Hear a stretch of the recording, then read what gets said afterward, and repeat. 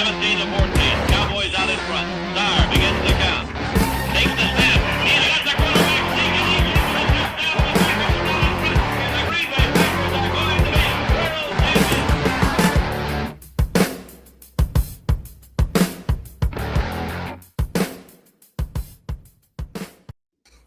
All right. What's up, guys? Welcome into Packers Total Access. My name is Clayton. You can check us out on packernet.com. You can find me on Twitter at Packers_access.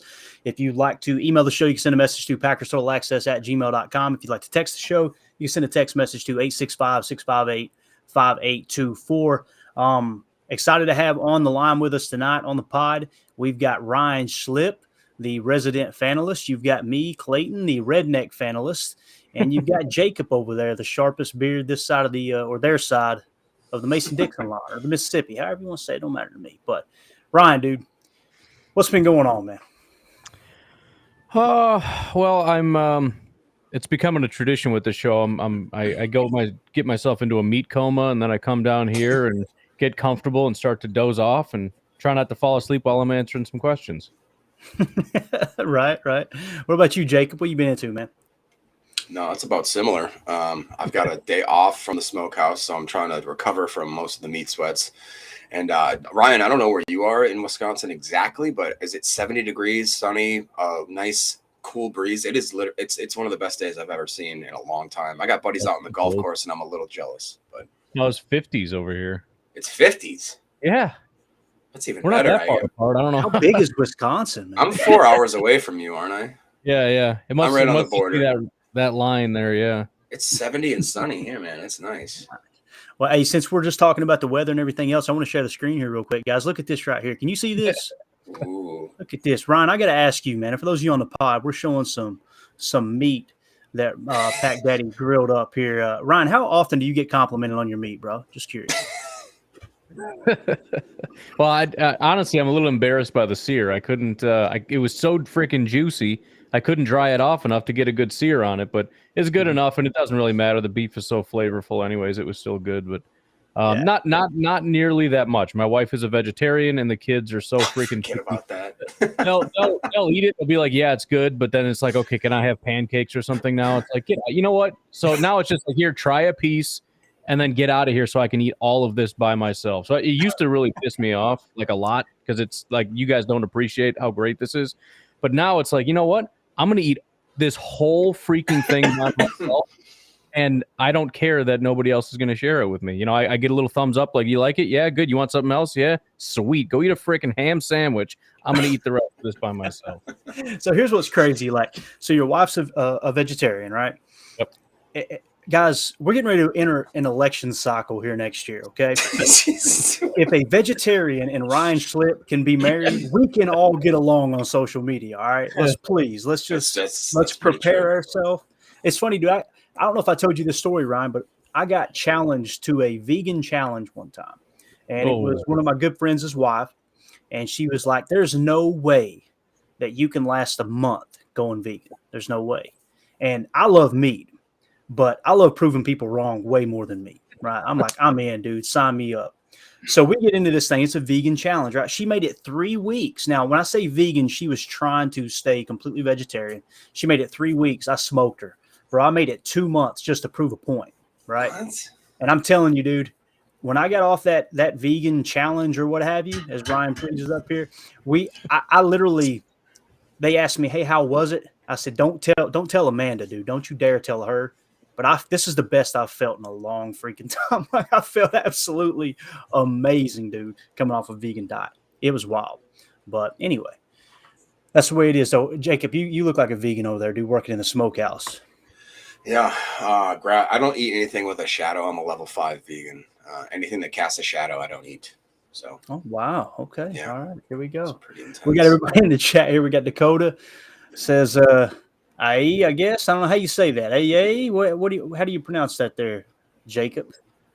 Say again? That's my man down here in Tennessee. Hey, I think that's Dakota's. Hey. Yeah. Is it A? Is that how you say that, Ryan? Is that right? I think so, yeah. Something like that. Tyler says he's been waiting for this Paul all week, man. That's a all right. And then Tyler in the chat says, been waiting for this pod all week. Tyler, you need, bro, if you've been waiting on us, we got to get you some friends. We're going to we're gonna You guys hire say some elevated fans shine. too. I actually have heard that vegan, like, if you take a break, especially if you eat a lot of meat, going 3, 4, 5 months, it's supposed to really reset your liver, your whole body system. But I love meat. There's no way I could never just go that way. But hey, good for you, elevated shine. I've known some people that like it. Heck yeah. All right. So also in the chat, Tyler says this is the first time he's ever been complimented on his meat, Clayton. That's why you read the chat before you post them. My bad, guys. I probably shouldn't have threw that one up there. That's all good. We got Rob in the chat. Hey, guys, what are your thoughts on Sean Clifford? As Ron will be back here in a second. He's having a few connection issues. What are your thoughts on Sean Clifford? Have a Packer fan who says he's not going to be a starter in the NFL because he's not good enough to start on any NFL team. This is the way I see Sean Clifford. I'm not going to sit here, Rob, and pretend like, man, I seen that one coming. He's a great quarterback, blah, blah, blah, right? The Packers, the fact that they took him when they took him in the draft says a lot. It really does. They really, really value those undrafted free agents that they potentially sign every year, right? So they value those late round picks. The fact that they drafted him knowing they have Danny Etling that could back up Jordan Love. Understand, if we don't know how good this team's going to be with Jordan Love at the helm until we see Jordan Love, kind of under pressure, which I think he's going to surprise a lot of people personally. If we don't know what he's going to look like as a starting quarterback, how in the world are we going to know what Danny Etling looks like, right? Meaning you're not expecting to win games with any backup that you bring in, right? So it would have been real easy to just say, hey, look, we're going to move forward with Danny Etling as the backup this year. And then if for some reason, he doesn't pan out, he being Jordan Love, then we'll draft the quarterback next year and move forward with a contingency plan, right? So the fact that they took Sean Clifford in the draft and spent one of those precious, draft picks on him, there's two schools of thought, Rob. I guess the best way to answer it. They think highly of him, right? Or there's 2 points, I should say. They think highly of him, but also you're getting that 4-year minimum contract at the quarterback position. And look around the league at what backup quarterbacks cost you. It can be really expensive. Ryan, what's been your take coming out of camp when it comes to Sean Clifford, man? Do you feel like he's meh, or do you think that he might have impressed the coaches enough that I think he's going to make the roster, no doubt about it. The question is going to carry 3. I can't imagine they would carry 3, so he's going to be the backup. But what's your take on him, man? I mean, it sounds like he's doing a good job, but I mean, it's such a small sample of everything, and it's OTAs. And so, I mean, the grand scheme of what I've seen is maybe like 5 comments about he connected on a pass. So I don't know. I think it's cool that he's coming in. I liked his college tape. Everybody said he's not even an NFL caliber guy. I kind of liked him. He had some Brett Favre in him. He's got some guts. He has some, he's scrappy, and he's doing those like sidearm throwing on the, I think he's going to be a lot of fun to watch. As far as what we've seen in OTAs, basically nothing, but it's been, right. I don't want to say flawless. I don't think I've heard anything bad, but I would borderline say that that's pretty normal for the third string guys playing with third string guys. They're playing freaking catch out there. So I don't know what else there is to say about it. Right. What about you, Jacob? You excited about Sean Clifford? What do you think? I am actually a little, well, as Ryan knows, I'm a sucker for the late round guys, the underdogs. And to me, like you said, the placement is the Packers decided he was worth a 5th round pick. That I'm not as smart as the Packers front office. I know you said you are, and I know Ryan said he's in. So like they've seen something that tells them that was worth a draft pick. I mean, that's a fairly decently high draft pick for a guy that most people thought would be undrafted, right? So a lot of times, right away, they said, well, it has to be because of his knowledge. He's a great backup. He's a clipboard backup quarterback. But like Ryan said, you look at the tape, he's got athleticism. He's got a good arm. He seems like he reads defenses, as I believe it looks like Tyler talked about. He's watching him for a long time. Says that he's a high-quality guy. He started his own NIL agency, and he learned 4 different offenses in college. So if that's the case, it shows that he's very adept to learn quickly, to adjust. He's got a good sense of athleticism on him. I don't know if you guys have read, but there's been apparently a lot of good notes on him in the OTAs saying that he basically took a 2-minute offense, ran it down the field, looked really, really good. And everybody's like, well, that's what Penn State, like almost making excuses as to why he looks so good, to just cover their asses for not giving him any credit. And they're like, well, that's what they do at Penn State. It's basically like a 2-minute offense. It's like, okay, so Yeah, it's kind of like how Ryan was talking about, like stupid Colin Cowherd, how he's like, yeah, 5 headlines, 3 out of the 5 are amazing, so I think he's gonna suck. And it's like, wait a minute. So you just watched him do good, and your evaluation is that he's gonna. Okay, right. It's hilarious, dude. How can I pay for your subscription, Colin? That's a great take. Yeah. Tyler in the chat said, loves that Pack Daddy's mic is invisible. Man, he's got all the new technology, bro. He's got the robot. I got invisibility, bro. What you know about that? He's got the AI kid voice behind him. It's awesome. Ryan, let's hear it, dude. I mean, they brung it up to talking about your boy Colin Cowherd. I know you're a big supporter. You support him on Patreon. You subscribe to his Twitter and all the whole 9 yards, man. I was watching that. I don't know if it was live, but maybe they do a replay. I don't know, but I actually seen that segment, and I remember sitting there going, "What the hell are we even talking about? Is he talking about headlines?" Like, right. and I'm like you. I came away going, "Isn't that positive? Is that a positive headline?" Like, what? Anyway, he was so dug in on he's making strides, and I'm like, "Yeah." He's making strides. I've never dropped somebody so fast. I try to be positive, but he's making strides. I'm out of here. It's year 4. What? Everybody makes strides, you dummy. What are you talking about? Especially this time of year too, because all the information coming out of camp, it doesn't matter what they say, right? You know, you got Michael Lombardi and other people making fun of coaches because they say this player's light years away, that player's light years ahead, ahead. Everybody's doing great, right? And then you've got LaFleur who says we need to curb the enthusiasm. Right. We need to, he's making strides, nothing over, and they make fun of that. Oh, not make fun of it, but it turns into, they're going to have a horrible year. Jordan Love sucks. It's like, it doesn't matter what they say. The media will find a way to pick it apart. It doesn't matter. Well, it's a good point too, because I talked about this like last year when we went through this period. You got to learn the coaches because they all have their own style. Like Jerry Montgomery, pretty much everybody sucks. Like it doesn't matter who you're talking about. Jerry Montgomery's just like, he's got to work on some stuff. He's got some work to do. Like he will never let anybody get a big hit. It's just his style, He's just got his way of dealing with stuff. Matt LaFleur does the same thing with tempering expectations. But if you ask Gutekunst about it, he's a little bit more positive. If you ask, it just depends who you're asking and their style when they're addressing their players or whatever. Some guys, who was that Smith, that was our pass rush coach. Remember that guy last year? He's in Minnesota now.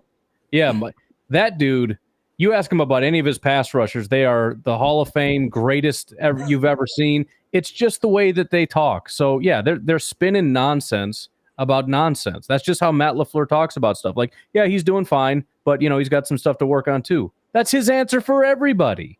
Right. Absolutely. Under promise, over deliver, dude. It's exactly. And you want to keep that locker room even kill. The people that show a lot of emotion, they're not, the first people that come to mind, and typically that's the most honest answer you can give, or most honest response, most organic, I should say. Rex Ryan was extremely emotional, right? Dude was always fiery. He was always, we're going to kick everybody's rear end, blah, blah, blah. How long did he last as a head coach? That's right. He's on ESPN. Who's another one? Mike Zimmer. Everybody was so fired up about Mike Zimmer. Heck of a defensive coach. Did great things in Cincinnati. He gets hired on as a head coach in Minnesota, tries to bring that whole boisterous, fiery, just going to cuss everybody out, chew their rear end. Where's he at? He's in the unemployment line, to the best of my knowledge. Like that does not make for a good head coach. What makes for a good head coach is identifying what your strengths and weaknesses are, maximizing your strengths, minimizing your weaknesses, curbing expectations, and keeping people focused on what the freaking goal is, which is to get better each and every day. And there's which also is what elevated. Go ahead. Yeah, I was just gonna say there's also an element of like act like you've been there. You know what I mean? That's the same with Romeo Dobbs when he answers questions. Like he made a big play and he's just like, yeah, that's what I do. Like it's not a big deal. Matt LaFleur's the same thing. Like, yeah, he's fine. He's doing a good job. Like it's just his demeanor and the way that they go about things. The Packers have high expectations. Everybody's expected to be elite, but nobody's there yet, right? Because we expect perfection and nobody's. So of course everybody's got stuff to work on. It's a good attitude to have, and trying to spin that into even the Packers know he's terrible is the dumbest crap I've ever heard in my life. Yep. Yeah, I completely agree, man. Elevated Shine in the chat said plant-based, been plant-based whole food vegan for 3 years. It's been great. My man's selling us that TB12 method there. Tyler in the chat says, my weekly workday getaway. We appreciate you hanging out with us, man. And here's the guy I've been looking for. Dakota is in the chat. This is what we call the guy we call the Kale King. He said, I'm excited about this plant-based diet talk. I bet now Dakota's is he out outside of He's Memphis. Am I thinking right? He's Ryan? in Tennessee. Dakota, you can't eat chewing tobacco. Just so you know that, all right? It's not the same My thing. man's on a Levi Garrett diet. I Can't love believe it. he's in Memphis, Tennessee on a plant-based diet. Hey, I bet he's got a garden down Oh, there. Dude. God. I bet he's got a garden. Bro, And there's I no bet he gardens might in have Memphis. something else in that garden that we're not going to talk about. I was going to say, never mind. All right. Tyler in the chat said, I've watched Clifford for years, lived 20 miles from Beaver Stadium. Sean is a real good and serviceable quarterback and a high-quality character man. Started his own NIL agency, learned 4 offenses in college. That's what you were referring to, Jacob. That's freaking huge, man. You got to do more research when you're looking at some of these young players. As I learned, I took it on the chin this year with several of the draft picks by not digging back just 1 year deeper. But when you, one of the things that allowed Will Levis to be drafted as high as he was, whether you agree with it or not, the Titans thought he was a borderline first-round pick, was the fact that he had so much success the year before, and then they changed coordinators and they struggled. Now, me being a Kentucky fan, I tried to keep my opinion out of the whole Levis conversation, right? I didn't want anything to come across as bias, but I'll tell you this. That offense last year, it was blatantly obvious that they were trying to protect Will Levis and they weren't turning him loose like they were the year before where he was trying to prove it. What I mean by that is being more aggressive, running the ball as a quarterback, design runs, boots, things like that. It was really strange. And I sat through that South Carolina game where Will Levis didn't even play. And I was like, this offense is lost. They are absolutely lost. So just an example there, though, of how you can take a player and make them go through, like you said, learn 4 different offenses in college. The dude never had a chance. But what did the Packers see? They seen a high character guy who had some traits, and his teammates absolutely loved him. What'd you say, Jacob? No, I was just going to mention that Tyler Sipple, is correct. Clifford said he's the only 4-time captain in Penn State history. That means something, and I agree. That's out of 4 different, if that's correct, probably 4 different coaching schemes or 4 different OCs, something like that. That's impressive. Yeah, absolutely. Very and high this character. It's a great point here in the chat. Donald K says, don't forget about the new rule this year that allows it easier to carry 3 QBs. So if I understood correctly, that quarterback won't count as a roster spot, which means they can keep that rookie contract intact. So it might be something where you actually, he's 3rd on the depth chart, but they are carrying that 3rd quarterback. That's a really, really good point, Donald. Do you know the specifics of that rule, Ryan? Because I never dove deep into it to understand it completely as far as how that works carrying that 3rd. The last I heard, it wouldn't count as an active. Is that right? That would be my understanding, yeah, and it's just because they don't want the disaster that happened in the playoffs to happen again. Which it's gonna, dude. If you lose all your quarterbacks, it's gonna suck either way. I don't care if it's your punter playing quarterback or your 4th string quarterback. You're done and you're out of the playoffs. But I understand the spirit of the rule, I guess. So we're calling it the 49er rule, or what? Yeah, right. Yeah. Tyler in the chat said he really cleaned up his boneheaded decisions and turnovers last season. I'm assuming he's talking about Clifford. Well, it's pretty freaking awesome that this turned into the 5th round pick show, right? Like I am the dork that enjoys these kind of conversations, right? Let's see here. So, okay, Don Zimmer is evidently, or did I say Don Zimmer? What's his name? It's not Don Zimmer. That's the dude Pedro threw down on the ground, right? Mike? Yeah. Mike Zimmer, there it is. Yeah. And it's not Simmer either. Simmer down now. At Colorado with Deion Sanders. That's pretty cool. So he's the defensive coordinator, I would imagine, with Deion. Well, I'll tell you what, Deion is fast tracking his way, Ryan, into a head coaching job, bro. In the NFL. It's coming. And I wouldn't be surprised if Jerry Jones calls him in the next few years. I really would. All right, cool. Let's see here. Let's move on to one of our first topics, and then we'll get back to the chat here, guys. So Andy Herman had a tweet, Ryan, and I'm gonna pull it up. I'm not gonna share the screen so it don't slow down the connection. I'm just gonna read it to you guys. He had quote tweeted one of his old tweets around the same time, I guess, to get all the information in one tweet. He said a huge reason the Packers didn't have more success in 2022 when winning the turnover battle. In 2019, they were 9-0. 2020, they were 10-1. When 2021, they were 11-0. In 2022, they were 3-2. They didn't win the turnover battle anywhere near enough and didn't win enough when they did. So the tweet that he quote tweeted, he said, Packers in the Matt LaFleur era, if you win the turnover battle, they're 33-3. He stole my If you tie the turnover battle, they're 11-5. If you lose the turnover battle, they're 5-14. Jordan Love's ability to limit turnovers in his first season is going to be a massive for the Packers in 2023. I completely agree with that, man. It's something I've been talking about on my pod a lot. There's going to be three aspects. Really, there's probably 3 to 4 aspects that's really going to come into play here, Ryan, this year. Obviously, turnover differential, but another thing is motion, right? But if we can control the turnover differential, right, and we use more motion like we all want, like we've all talked about, right? Now that Aaron's gone, you would think they're going to lean a little more on some of those motion packages. And we're not talking about shifts; we're talking about motion. One of the things that Greg Cosell talked about the other day, I was listening to his pod, and if I understood correctly, last year in the NFL, when teams used motion, their touchdown to interception ratio was 4 touchdowns to 1 interception. When they didn't use motion, it dropped all the way down to 2 touchdowns to 1 interception ratio. So you're talking about, I don't know what the exact percentage would be there in reduction of turnovers, but us using motion and Jordan Love just playing within the system and protecting that football, that's got to be the key to this season, right? Yeah, I mean, and that is a concern of mine with Jordan is, I talk about inconsistency, but that's a big part of what I'm talking about is, I mean, he looks really, really good, but, I mean, one minor mistake, I mean, you miss like the Chiefs game. I mean, he was off by this much on a pass, and it was a pick instead of a touchdown that won the game. So, I mean, it's a big deal, and him protecting the ball is going to be important. Then obviously the defense needs to do their end as well. You can't win the turnover differential if you don't take the ball away. So I was just looking at it out of curiosity because, as we know, the defense kind of did turn things around after our bye week. It was just 4 games, but I was looking at it, and the only time we got more than 3 interceptions happened in 2 of those 4 games. We had 4 against Miami and 4 against the Vikings. So I'm sure that also played a big part in that. So, yeah, I mean, it's just on both sides, and that's a well-known thing with turnover differential. I mean, that's a massive for all teams, probably for all time. If you lose the turnover differential, you're going to have a hard time winning a game. So, yeah, I mean, the defense has to do its part, and hopefully Jordan can play. And I think it's going to be a relatively conservative offense, but still, I mean, he likes to take those shots once in a while, as we know. And I know he can do it, but you just hope that it doesn't bite us a little bit too much. Don't err too much on the Favre side of things. Let's try to keep it a little bit more Rodgers.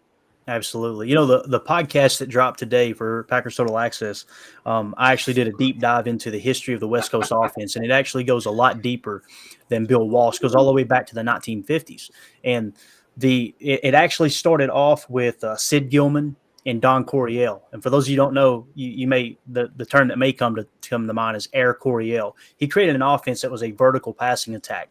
That's the offense that the West Coast offense stemmed from, and I'm not going to go back through that talk.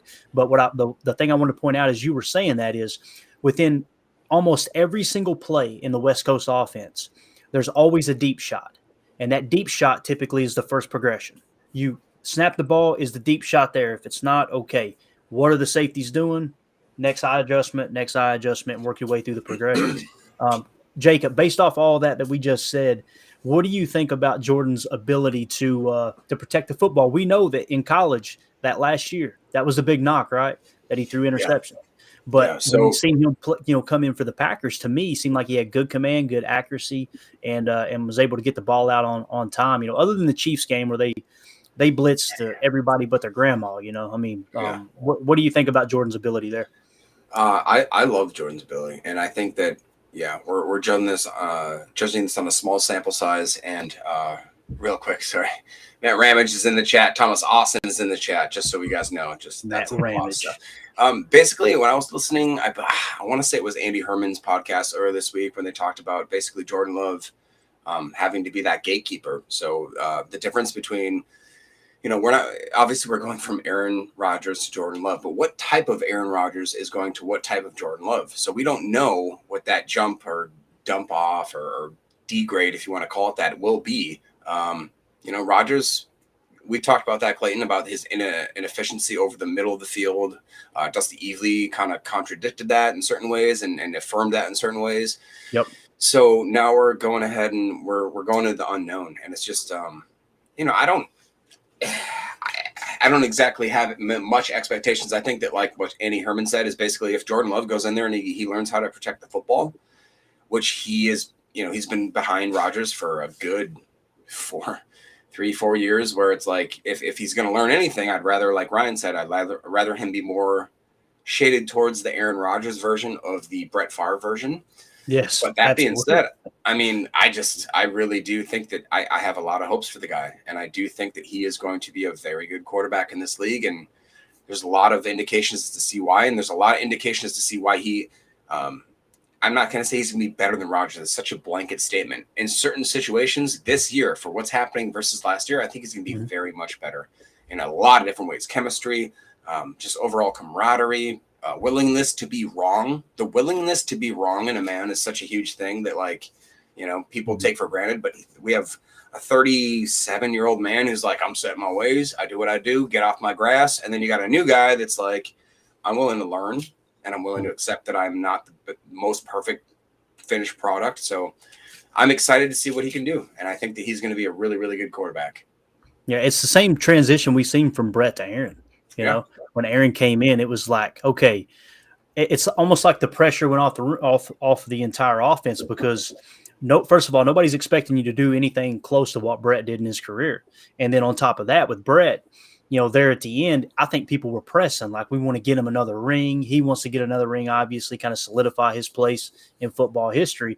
When that reset happens, now all of us, notice I didn't say rebuild, I said reset. When that reset happens, then a lot of pressure comes off everybody, right? It's like, okay, nobody's expecting us to flip this league up on its head. But Matt Ramage, if you're still in the chat, I sent you a link on Twitter. If you want to hop in here and tell us why we're wrong about everything we're talking about, you feel free to do so. Can you read Thomas Austin's just now, I'm getting to it. Dakota in the chat said plant-based allows for meat, and I do have a garden. We know you do, yes, you veg. I know you do, Dakota. You do. And then we got our boy King of the Hill, DJ Key. Y'all want me to do my Boone Howard voice real quick? Yeah. He says, my guys, go Pack Go. We appreciate you hanging out with us, man. We got Tyler back in the chat says Clifford is only 4-time captain in Penn State history, which Jacob hit on just a second ago. That means something. That does mean something. It does. And I'm going to tell you right now, somewhere Zadarius Smith is jealous as all get out. I promise you that, being a captain on that team. Andy's in the house. I don't know if this is serious or not, Ryan. Ken Wayne says I'm on an all rhubarb diet. That can't be right. Right. It can't be. Rhubarb is good for you, man.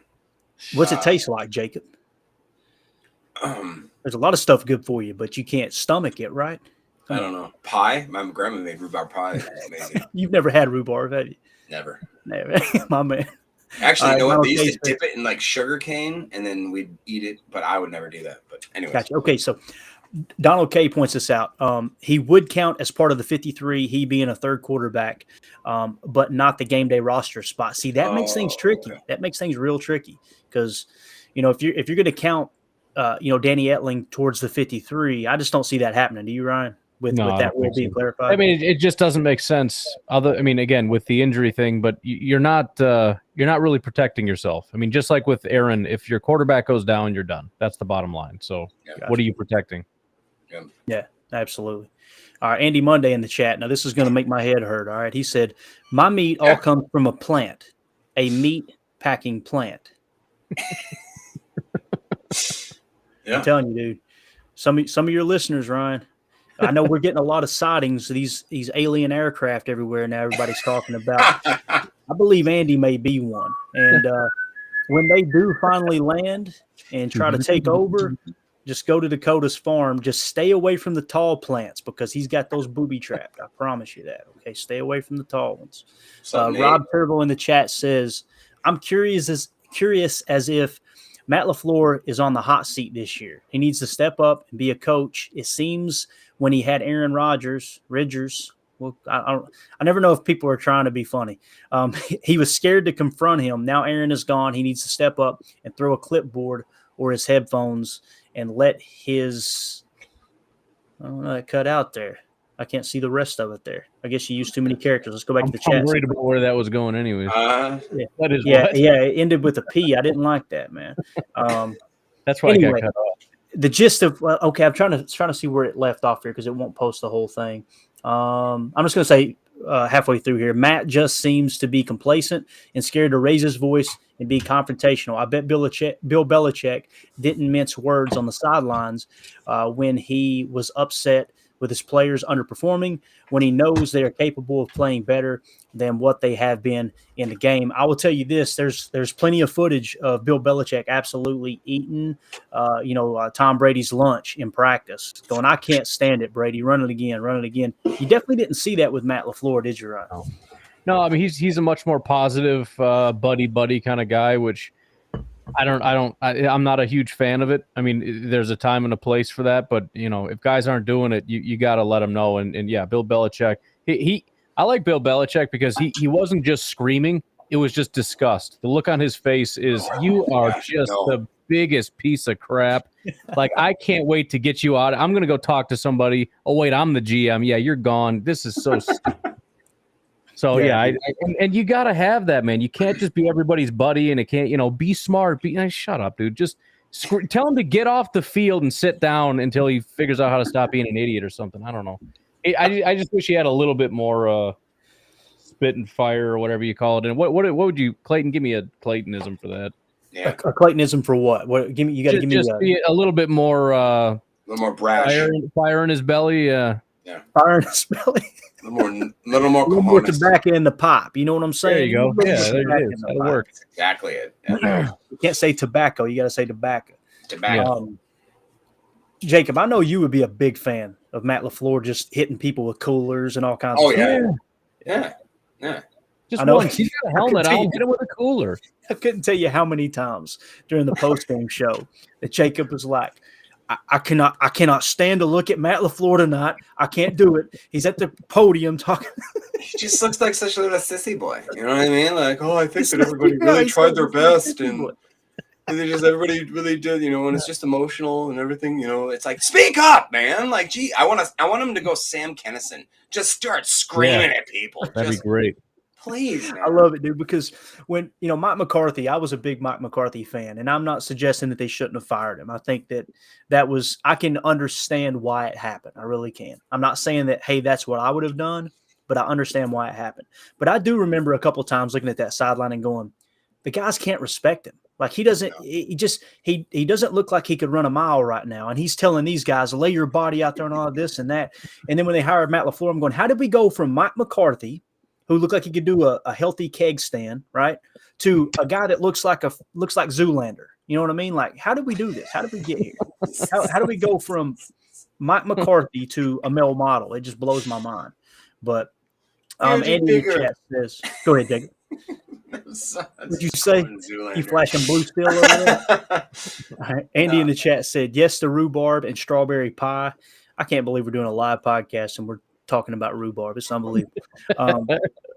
I miss pick your own strawberry farms. They aren't a thing while being stuck in Kansas. We've got a couple strawberry farms around here, but it ain't pick your own, man.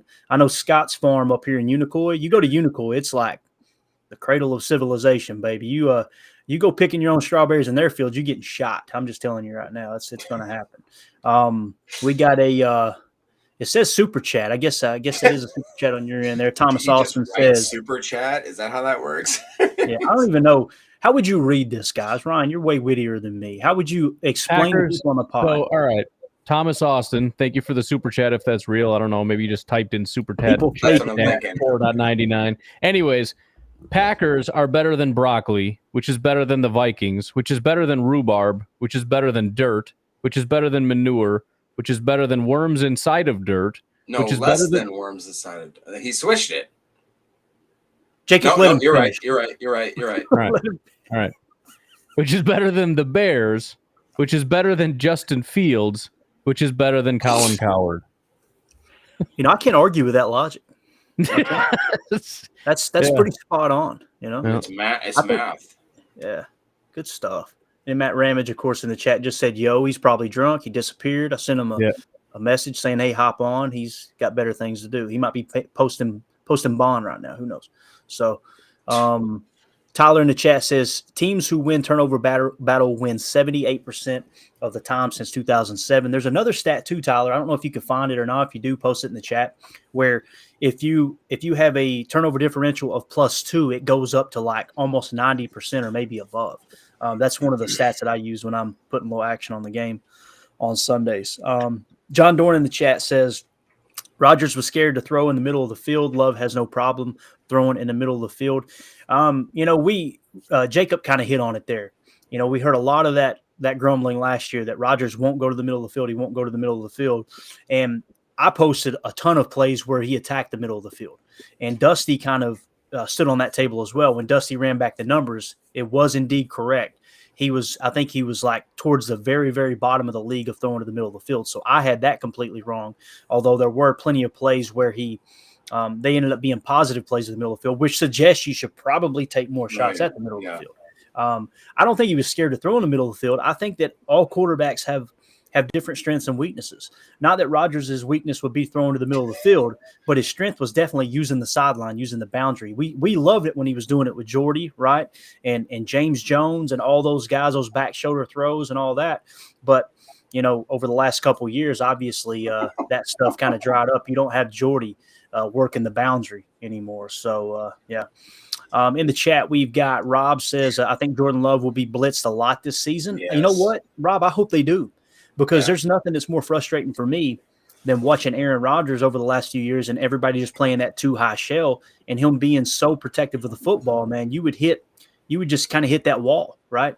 You were still going to the RPO because you thought you had a pre-snap hat count, but yet when the play developed and you threw the ball, they were all over the RPO. I miss the days of, I don't know if you remember this, Ryan, but when they won the Super Bowl back in 2010, I think they were blitzed almost more than anybody, and he had the highest completion percentage in the entire league on third down against the blitz. But teams stopped doing that. What do you think? You think Jordan Love will get blitzed a lot this year? Well, I did talk about that. I think it's possible that they're going to try that. They're going to look at what happened with Kansas City and say it seemed like it worked. But the bottom line is, if it works, they're going to keep doing it. If it doesn't, they won't. So it'll last as long as Jordan Love. Until Jordan Love is able to tear that up. So the first time somebody blitzes and we throw for 40 yards, that ain't going to happen anymore. So we might see it briefly, and then it'll go away just as soon as they take it. And the thing is, the Packers are going to expect that. Yeah. And I think the way that the offense is set up, it's set up to beat that. So I understand that people saw the Kansas City game and think, well, we're just going to get blitzed all the time. It's going to be a failure. There's no way. They're going to be ready for it, and as soon as it happens, we're going to tear it up, and they're going to back off. Yeah, absolutely. Jonathan in the chat says, yo. Wise words there from our boy Jonathan. Yo. John Doran says, Love will be more aggressive. Rodgers was more conservative. You've got to be careful, though, John. You've got to be careful what you wish for, because the thing that we loved about Rodgers and the reason he won so many games as a starting quarterback, he being, his team winning so many games with him as starting quarterback, is we've won that turnover differential a large majority of the time. If we start losing that turnover differential, you're going to see this thing spiral pretty quickly. I want him to be aggressive, absolutely, when the time's right. It's just knowing those spots and doing it at the right time. What do you think, Jacob? Would you rather a quarterback be based off of what we've seen in the last, let's say, 4 years? And I know there's a couple MVP seasons mixed in there too. Would you rather Jordan Love be more aggressive than Rodgers based off of the last 4 years, or would you rather him be more conservative, about the same? What do you think's that good spot there? Man, I'm going to take the cop out and just go an equal half. I want him to understand that those 4 years that he sat were for a reason. They're for him to learn, be a sponge, absorb the good things. And what we look at, what did Rodgers do when he looked at Brett Favre? He said, okay, I got that gunslinger mentality, but I'm going to be a little more smarter with where I force that kind of stuff. You know what I mean? Yeah. And then with Jordan Love, Aaron Rodgers knew how to use his legs a lot better than Mr. Brett Favre would, and that's no doubt. So I'm thinking Mr. Jordan Love, I don't remember what his 40 time was. He's not crazy RAS, right? But he's gifted enough that if he needs to get himself out of a pickle, he can do that. So I guess I would learn from the things that Rodgers did that you accept and you really like, and then just tweak the little things. So maybe what he's tweaked after learning from him is that maybe I need to let it go a little more, less conservatively. Like if there's a gap there, I need to hit it. Jordan Love was not afraid to throw deep balls in college, and people I know are bashing him, saying that like the only success he has in the NFL is throwing kind of shallow cross routes and stuff. Well, okay, what'd they go for? A 70-yard touchdown, 50-yard touchdowns? That's great. So take what you can give him. And I don't want him to just start reaching for stuff. So if Jordan Love, take what is given to you. I don't want him to start trying to be Aaron Rodgers. be your own quarterback, set your own base, accept what the Matt LaFleur system is, because we're all sitting here trying to diagnose what the actual Matt LaFleur offense looks like. We don't know because we've never had, and that's such a weird thing to say. It's like the offense is going to be dictated by who the quarterback is and their skill set, right? Absolutely. So like if you have Lamar Jackson and he's sitting in LaFleur's offense, and you have Pat Mahomes, like, yeah, that's a really different offense than whether or not you have like a Jordan Love or a Matt Stafford or Jared Goff. Like, that's a completely different offense. It doesn't necessarily mean his offense is different. It's the person that's operating it is completely different. Their tool set's different. So that's where I'm at. I agree, man. One thing you said there, Jacob, you were talking about the 40 time. Jordan Love ran a 4.65 40. That's not bad, bro. Aaron Rodgers ran a 4.75. Now think of Aaron when he was young. You know what I mean? I mean, seriously, he was quick. And Jordan Love's significantly better than the 40. Now, the 40 is not everything, but I would like to see a little RPR sprinkled into this offense. I would lose my mind if they mixed in some RPR boot where he's got the option to run. And I'm not talking about Jalen Hurts, on a A-gap run or a Josh Allen, design run. I'm not talking about that at all. Tyler in the chat says, can Jordan Love replicate what Jared Goff did last season? 4,400 yards, 29 touchdowns, and 7 interceptions. I think so. Dang. Let's compare the people that they're throwing the football to, right? Amon-Ra St. Brown, right? Would we say that Christian Watson is as good as Amon-Ra St. Brown? I don't think I would. Would you? No. Ryan? I mean, okay. We'll see, but it would be a big jump because he is a legit top 10, potential top 5 wide receiver. So, I mean, Christian Watson, I think, is going to be good. I wouldn't pinhole him in that good of a range. Yeah. So, based off of those numbers that Tyler just said, Ryan, 4,400 yards, 29 touchdowns, 7. I'll tell you this: if Jordan Love has those numbers, I think we're winning 10 games. But what do you think? Do you think he could hit those numbers? Yeah, I mean, when I saw the comment, I just did the math on it. It's like 250 yards a game. It's really not that bad of a stretch, and 29 touchdowns is certainly feasible. And again, the only thing is keep the interceptions low. And like you said, if he does that, if he does that, and we don't hit 10, we're looking at the defense. We're looking at something else went wrong, because that's completely adequate to be able to get this team to 10 wins. Yeah, absolutely. All right, in the chat, we've got Sleedhead 50, I guess it's Sledhead 50. Said Rodgers carried us for 15 years. Jordan better be good. Now here's where I fall on that. I don't even want to say the name again because I'm afraid I'm going to say something inappropriate here. But to me, it's right in the middle. Rodgers carried us for 15 years. Jordan better be good, bro. He didn't carry the Packers for 15 years, in my opinion. I'm not saying you're wrong. I'm not saying I'm the Grand Poobah of Packers talk here, right? But I'll say this, saying that Aaron Rodgers carried them for 15 years, then it means Greg Jennings was nothing, Jordy Nelson was nothing, Donald Driver was nothing, right? Eddie Lacy shouldn't have won Rookie of the Year. Charles Woodson, he was a non-factor, you know what I mean? Nick Collins, he was just a meh safety. A.J. Hawk, the all-time leading tackler in Packers history. Clay Matthews. Clay Matthews was just a bum too. Like, we got to be real here, man. I'm as big an Aaron Rodgers fan as you're going to find. But to pretend like one player is the reason a team has success or fails, a lot of people point out that Aaron didn't show up for that 49ers NFC Championship game, right, in the snow, which would have been the most magical win at Lambeau Field with the snowfall. Oh, my God.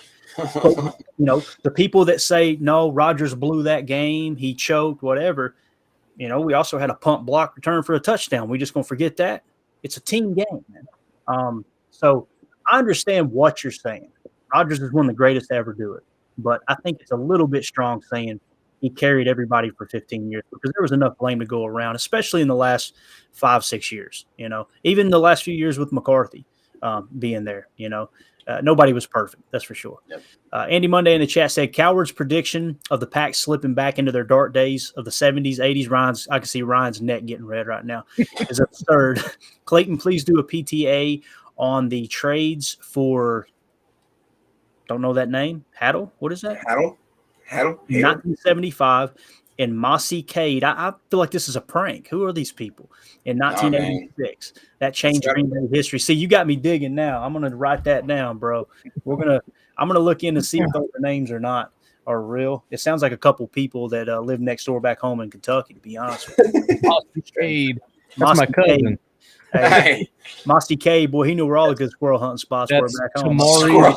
Tamari's Mossy Cade is a former professional American football player who played safety first for the Memphis Showboats in the USFL in 1985, and then 2 seasons for the Green Bay Packers. Of course. Cow. It's real. Do me a favor, Jacob, while I'm going through these. Text me those 2 names because I've got to look that up, please. So I will forget. I promise. I appreciate you doing that. Got Nate in the chat dropping in. He says, "What's up, Clayton and Ryan? Appreciate you dropping through, Nate." My chopped liver, Nate. Yeah, come on, you, Jacob. Yeah, screw you. What are you doing? Just text me those names, Jacob. I'm trying.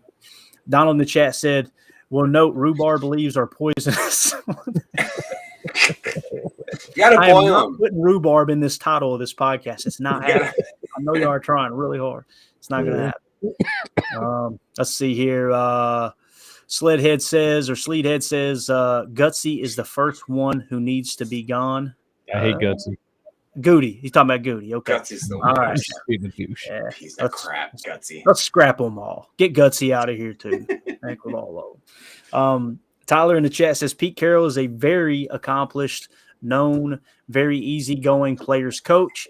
Players talk about how easy he is on guys. I'll say this about Seattle, man. I know a lot of people don't like the Seahawks and feel like that front office is overrated and this and that. What they did last year as a team collectively was pretty impressive. Watching them take that. Who's their offensive coordinator? He came from the Rams. Shane. I can't remember his last name. I think it's Shane Waldron. Is that right? Anyway, whoever the offensive coordinator is, he did a good job of taking what the defense was giving them. And so many empty sets that they ran blew my mind. Like they would come out on first down, 1st and 10. And keep in mind, this is from the McVay-Shanahan tree, right? And you would think there would be a lot of 21 personnel, this and that. They came out in empty gun. I couldn't tell you how many times last year. And you got to give Geno Smith credit, man. He really put it together. I probably shouldn't post this, but I will. Tyler in the chat says, every a-hole coach of recent times hasn't been successful. That's why Bill B's assistants aren't successful. Times have changed in the NFL. Don't know if publicly degrading players works still. I think that's true. I think it's a fair comment. I really do with today's society. But I will say this. Everybody in that building respects Bill so much. If you guys haven't seen it, there's a documentary. You can find it on YouTube for free. And it was the Shane Waldron. I'm trying to think. I think it was the comeback year when they came back and beat the Falcons in the Super Bowl, right? They were down, 28-3, whatever it was, right? If you could find that, it's America's Game or whatever it is, and they break down how they came back and how Bill Belichick at the last second had them put 2 extra 2-point conversion plays in. Last second, he just said, I feel like this is going to be a really close game. Let's put 2 extra 2-point conversion plays into the game plan. And it came down to that final play where they scored in overtime to win it was one of those two. They used their final 2-point conversion play. I can't do it justice trying to talk about it, but the reason Bill Belichick had the success he had, and to this day, I think is still a successful coach, is just his will to prepare, man. There's not a coach that's more prepared than that guy and more hands-on. A lot of people just see him as a defensive coach, and that is not the case. You can find all the NFL films you want of him and Brady, breaking down film and putting offensive game plans together, although he didn't get credit for it until the NFL films released that. Dakota in the chat says, Thomas Austin, I caught the DBZ abridged reference. What's he talking about, Ryan? Something about Dragon Ball Z. I don't know.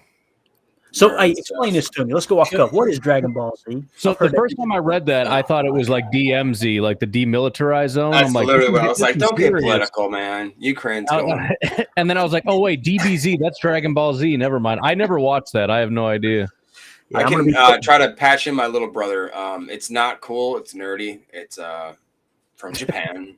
It's basically. It's from Japan. I know we're gonna get it killed probably in the comments. You say Japan. Say it like that. It's from Japan. Hey, it's I don't know what to say about it, man. It's cool. We're gonna have to change the title now to, since you already said it, Jay. It's gonna be Rhubarb in Ukraine. That's what the title of the pod is. No. Explicit warning. Ryan, I can't tell you how prepared I am for 2024, bro. I know what's going to happen with this election, and I am going to keep my mouth shut, and I'm going to get along with everyone. They're going to get so I'm going to sound like Mr. Rogers, dude. They're going to get so tired of me being so polite because I can already tell it's building up. And I wasn't around for the last cycle, and I've heard the war stories. So I'm prepared, man. I'm already taking counseling. Elevated Shine says, go ahead. This is my favorite comment. I just read the first half of it and started dying. Thomas Austin seems to know a lot about dirt. Wait. Go ahead. Read the rest of the comment. Yeah. Go ahead, Ryan. After his cameo on draft night, seems like he fills a few holes to bury things. Oh, God. Why did we read this? What the heck's wrong? Let's go on to the. Is that like saying Thomas is a murderer? I think that's what it is. I don't know if that's what he was saying or not. I took it a different way at first, but you're right. That's probably what it is. What I thought. He's murdering. You ever seen that movie with Denzel Washington and that weird guy from that band? Oh God, the small things, the little things. You ever see that movie? Mm-mm. You don't watch that movie. It's got like a 7. It's a great movie, but nobody quite knows how it ends. And everybody, when you ask them, they're like, "Yeah, I get it." And then you're like, "You don't get it, do you?" And they're like, "No. How did you think it ended?" And then so everybody has their opinion on how it ended. Watch it. I really would be interested. Thomas Austin. I'm sure The Little Things, starring Jared Leto, Denzel Washington. Or no, I'm sorry. Who's the other guy? Come on, Ryan. Well, hold on. They almost won. I think they won some sort of award for it. It's basically the ending is kind of like the end of like The Sopranos. Where like, yeah. You kind of just decide your own ending, and this is one of those where it's like, here we go. Thomas Austin, exactly. Thomas Austin knows how did I guess this? We'll get to it in a minute. CJ Byrne 27 says anyone who hates Jordan Love because they loved A-Rod are probably the same losers who wore Favre Viking jerseys. I'm not saying I agree with this comment, but I know this. If you're one of those people that wore a Favre Viking jersey and you're a Packer fan, there is something very, very wrong with you. And we need Thomas Austin to dig a hole for you.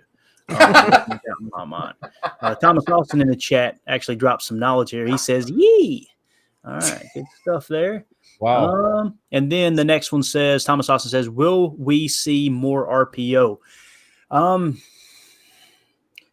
tell you what I think won't happen. We won't see a ton less.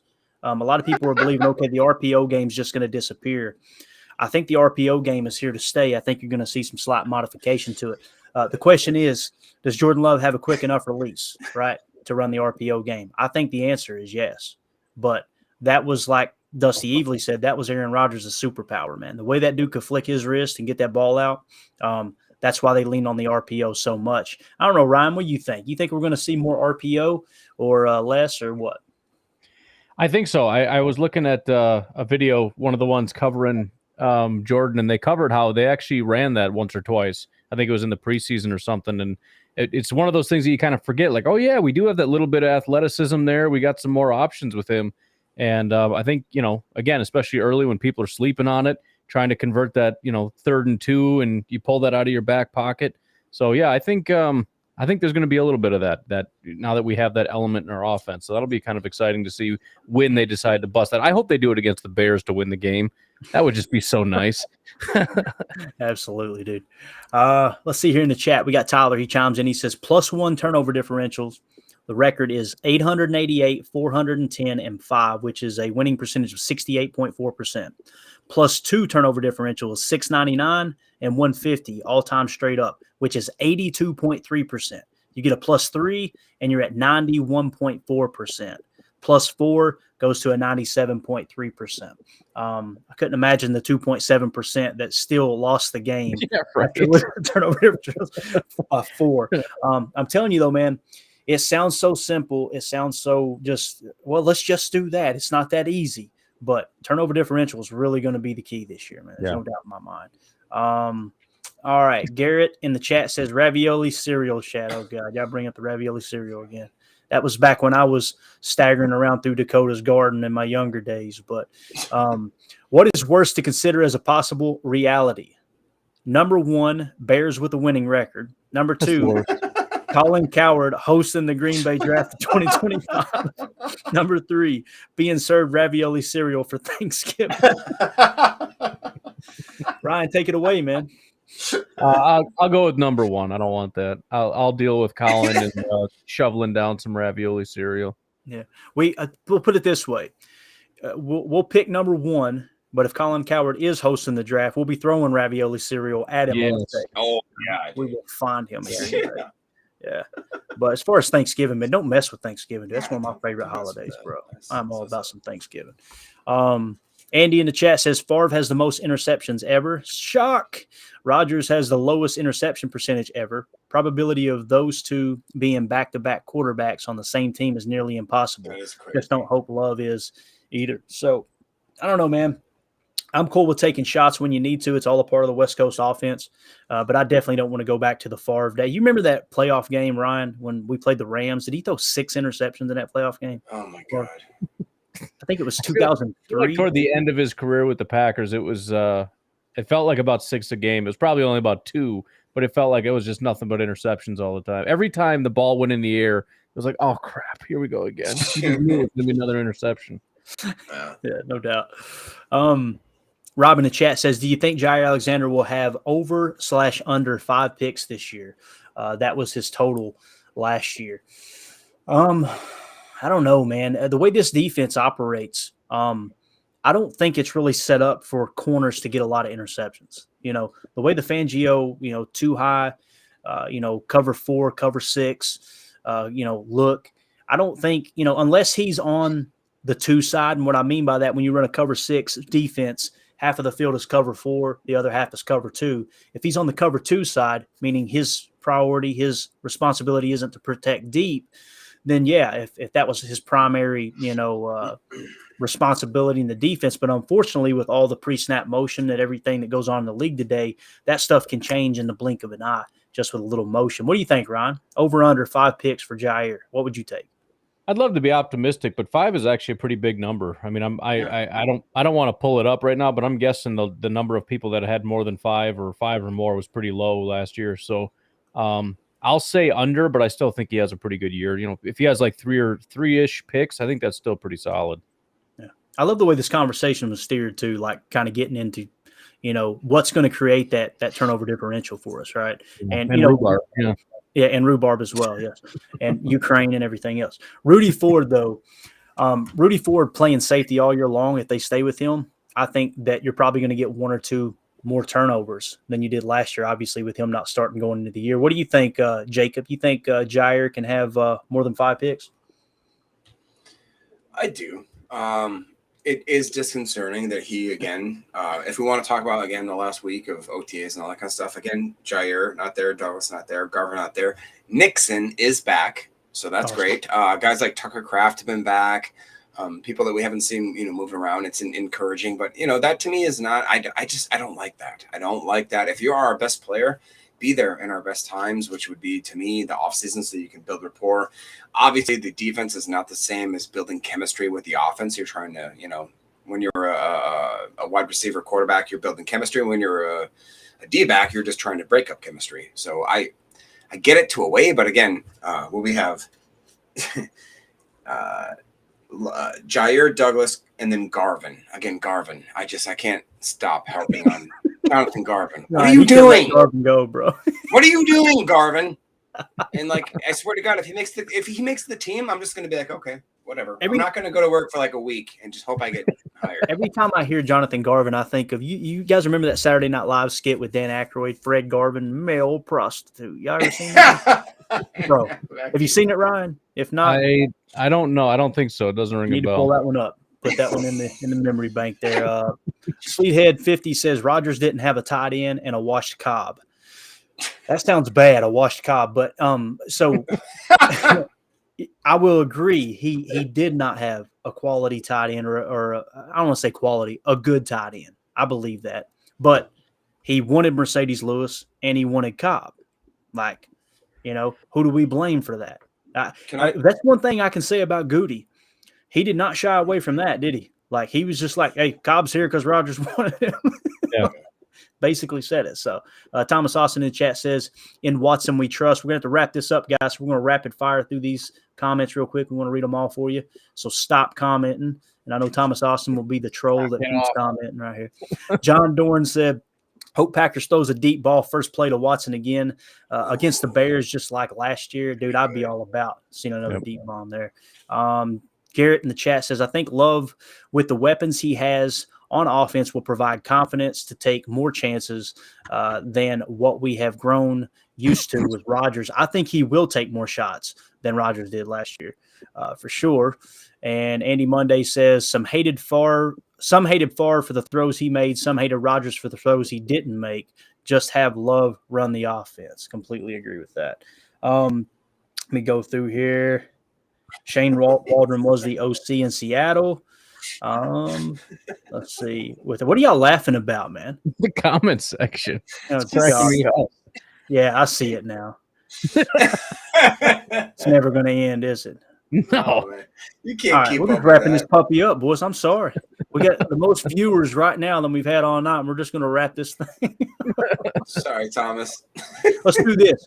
Each of us pick one out. Ryan, read one of the comments. You're going to read one. All right, I'll just go with 11-6 this year from Packer Fan 12. I'll just be nice. God, what about mailing it in there? Jacob, pick one.